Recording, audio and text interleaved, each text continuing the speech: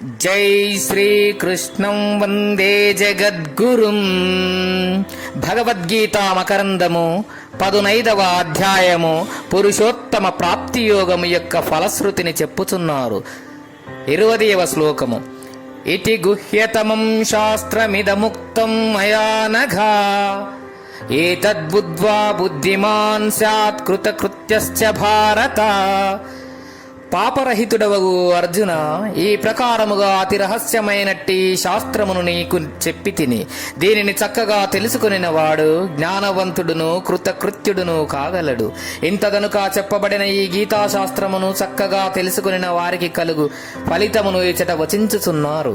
తానుగాంచిన ఈ బోధనంతయు అతి రహస్యమైనదని గుహ్యతమం మొట్టమొదట భగవానుడు పలికెను. కనుకనే గుహ్యం అని గాని గుహ్యతరం అని గాని చెప్పక గుహ్యతమం అని తమ ప్రత్యయ పదమును ప్రయోగించి బోధ యొక్క అతి గోప్యత్వమును పరమరహస్యత్వమును వెల్లడించెను. సామాన్యముగా అతి రహస్యమైన విషయమును మహనీయులు అందరికీ చెప్పరు. యోగ్యత కలిగిన వారికే అధికారికే చెప్పుదురు. మరి అర్జునుడు అట్టి యోగ్యతను బడిసెనా? అతనికి చిత్తశుద్ధి కలదా అని జనులు ప్రశ్నించుదురేమో అని తలంచి కాబోలు భగవానుడు వెనువెంటనే అనఘా పాపరహితుడా అని అర్జునుని సంబోధించి ఆ సంశయమును తీర్చివైచెను.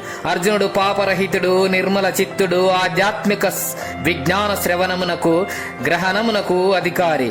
అర్జుని వలనే ఎవరైనను సరి తమ చిత్తమందలి దోషములను పాపములను కడిగి వేసుకొనినచో వారికి సర్వేశ్వరుడు ఏ మహనీయుడగు గురువు ద్వారానో లేక ఏదియో యొక్క నిమిత్తము చేతనో బ్రహ్మతత్వమును ఉపదేశింపజేయును, లేక స్వయముగానే అట్టి ఆధ్యాత్మిక జ్ఞాన గ్రహణానుకూలమగు ధీశక్తిని వారికి కలుగజేయును.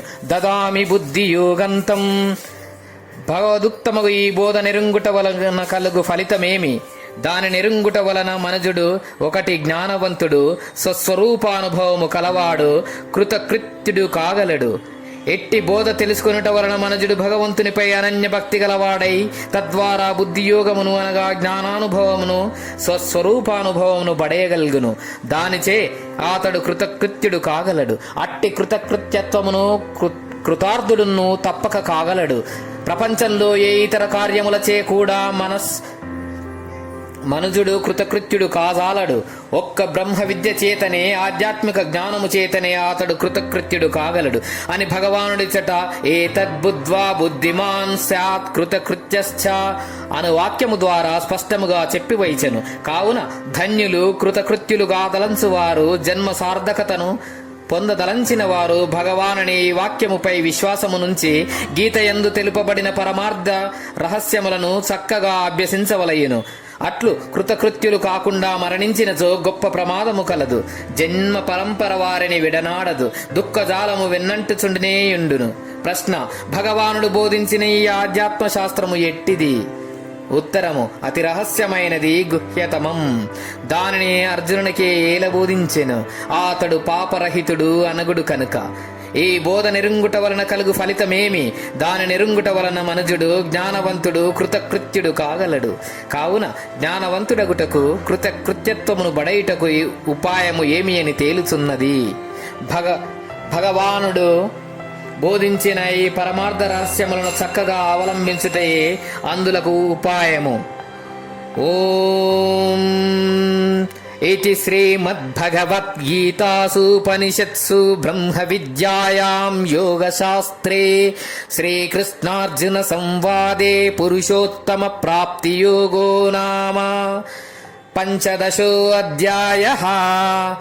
ఇది ఉపనిషత్ ప్రతిపాదకమును, బ్రహ్మ విద్యయు, యోగ శాస్త్రమును, శ్రీకృష్ణార్జున సంవాదమునగు శ్రీ భగవద్గీతలందు పురుషోత్తమ ప్రాప్తి యోగమను 15వ అధ్యాయము.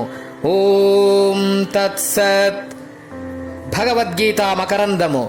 శ్రీకృష్ణం వందే జగద్గురుం. గీతాచార్యులు